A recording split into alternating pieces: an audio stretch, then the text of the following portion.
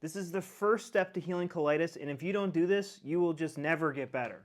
It isn't going on a boring, bland diet. Your colon doesn't even digest food. Like, that's a horrible strategy. It isn't spending tons of money on supplements and probiotics. You didn't take those supplements your whole entire life and you didn't have symptoms. Like, how are they going to fix things now? All your friends and family don't take these supplements and their colon's fine. It doesn't, there's no logic behind why these supplements would help, because they're not addressing the root cause. Your colitis started after a traumatic event that put your colon into, oh, what is crap I want to get rid of, but I can't.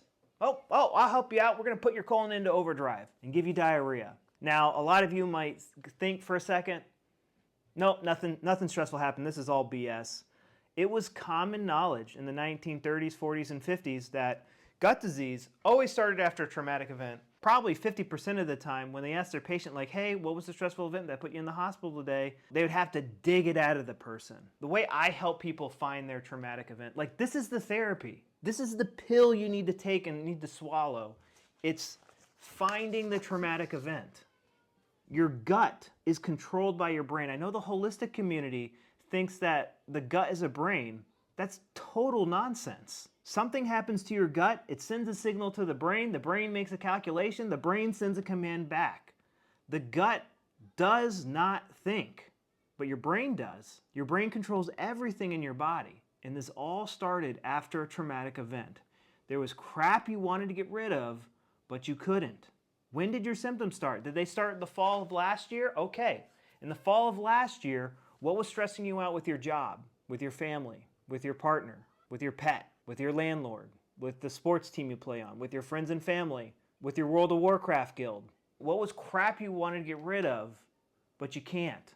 One person, they were getting work done on their house. They needed to move the septic tank, and it was causing all sorts of issues, and it was costing them tons of money. You know, it was all done. He was not stressed out about it anymore, but he was still having symptoms because he was subconsciously haunted by it.